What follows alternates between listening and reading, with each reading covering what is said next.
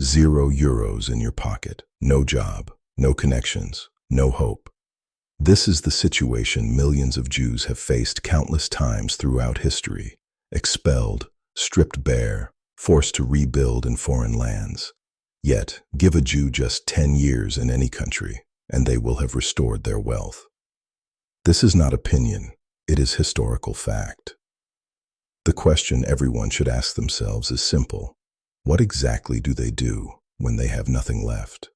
What is their first instinct, their initial action, their first thought? Because I can guarantee one thing, it is not what the poor do. Greetings, I am Rabbi Joseph. For over 2 decades, I have studied the principles that allowed my people to thrive through the harshest trials in history. Today, I am sharing this wisdom with you. I will reveal the 5 reflexes of Jews when starting from zero. Not theory, not motivation. Real, actionable steps you can apply as early as tomorrow morning, even if your bank account reads 0. First reflex, they don't chase a job. They chase a problem to solve. When a Jew arrives in a new country with nothing, the first question is never, who will hire me? It is, what do people need here that no one is providing? The poor seek someone to pay them for their time. The Jew seeks a problem to solve in exchange for value. One relies on dependency, the other creates value. Consider a Jewish immigrant who arrived in New York at the dawn of the 20th century. He spoke no English, held no diploma, and had only a few cents. What did he do? He observed. For 3 days, he walked the streets and studied. Then he noticed something. Factory workers had no time to go home for lunch, and no one was selling food to them. With his last coins, he bought bread and cheese and positioned himself in front of a factory at noon. Within an hour, he had sold everything. 3 years later, he owned a chain of restaurants. He did not look for a job. He found a problem and solved it. The Talmud teaches, where there is a lack, there is opportunity. Where people complain, money is waiting to be made. Ask yourself, what problem do you see around you that remains unsolved? What are people complaining about? What do they lack? The answer is worth more than any diploma. Second reflex, they activate their network before their bank account. When a Jew arrives with nothing, the second step is not to search for money, it is to seek other Jews. Money flows through relationships, not resumes. In Jewish tradition, there is kahila, the community. It is more than a social circle. It is an economic engine. When a Jew needs a loan, they go to another member of the community, not the bank. No interest, no bureaucracy, just trust. When seeking a supplier, a client, or a partner, the first question is always, who in my community can help? This trust network has enabled Jews to dominate entire industries, not through money alone, but through unbreakable bonds of confidence. If you say, I don't have a community like that, build it. Every person you help today is a seed of trust for tomorrow. Every problem you solve for free is an investment in credibility. The Talmud says, he who makes friends must himself show friendship. You cannot expect support if you have never extended it. You cannot activate a network you never nurtured. Start now. Help someone without expecting anything in return. Connect 2 people who could benefit from each other. Offer value first, and in 6 months, you will have a network. In a year, it will bring you more than any single job ever could. Third reflex, they invest in their mind before their pocket. When a Jew loses everything, there remains one treasure that cannot be taken: knowledge. That is why Jews invest in education, not for diplomas, but to acquire valuable skills. A Jew who knows negotiation can earn anywhere. A Jew who knows sales can build a business from nothing. A Jew who can repair anything will always be in demand. Knowledge is the capital that cannot be confiscated. Even in the darkest periods, in ghettos and camps, Jews ensured their children were educated, knowing knowledge would survive all adversity. Apply this to your life.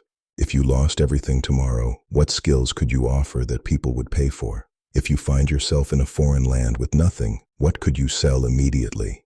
If you cannot answer clearly, your top priority is obvious. Learn something valuable, not in 10 years, now, not when convenient, make the time.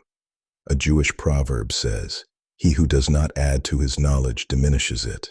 Every day without learning is a day poorer, not in money, but in the ability to generate money. The poor watch television. Jews read books. The poor consume entertainment. Jews consume education. And after 2 decades, the divide becomes painfully clear.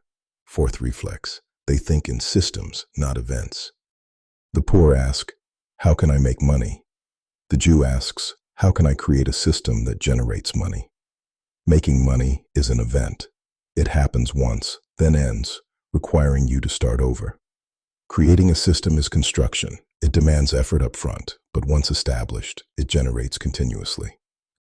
Consider the poor person needing cash. They seek a job, trading hours for wages, a repeating event. A Jew in the same position thinks differently.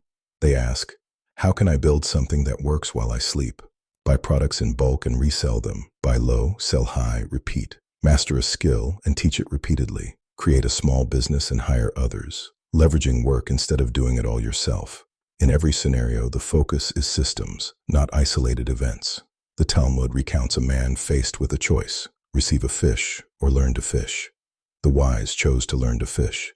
The wiser built a fishing school, taught 100 people, and took a commission from every fish caught. That is systems thinking. Ask yourself, is what you are doing today an event or a system? Are you building something that continues to produce, or do you start from zero every day? If it is an event, transform it into a system. That is how sustainable wealth is created.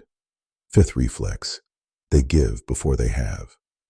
This may seem counterintuitive, yet it is the most powerful. When a Jew has almost nothing, they give, not after wealth, but before. This is the principle of tzedakah, not charity, but justice. It is putting into circulation what is meant to circulate. You may ask, how can I give if I have nothing? The answer is simple. That is exactly why you have nothing. Jews understand this. Money is energy, and energy must flow. Hoard it, and the flow stops. Give, even a little, and the flow opens. That is why even the poorest Jews give 10% of their income. They know it is not a loss. It is an investment in circulation.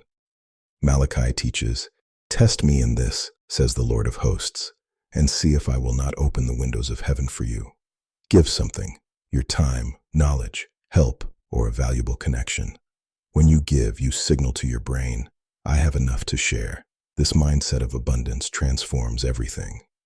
The poor think, when I have enough, I will give. The Jew thinks, I give in order to have enough. It is not magic. It is psychology. It is spirituality, and it has worked for over 3,000 years. Let us recap the 5 reflexes. 1. They do not look for a job. They look for a problem to solve. 2. They activate their network before their bank account. 3. They invest in their mind before their pocket. 4. They think in systems, not events. 5. They give before they have. These reflexes have allowed a people without land, army, or government to thrive anywhere in the world. This is not sometimes effective.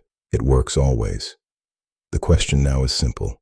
What will you do with this knowledge? Choose just one reflex and apply it tomorrow. Find a problem to solve. Reach out to someone and offer your help. Learn a new skill. Turn your actions into a system. Give something to someone. One action. That is all it takes to begin change. Jews do not have magical powers. They have different reflexes, and reflexes can be learned. Wealth is not reserved for a few. It is reserved for those who think and act in a certain way. Now you know, the rest depends on you. Shalom, and may the Lord bless every step you take from today onward. Subscribe to the channel Rise and Conquer for more life-changing wisdom.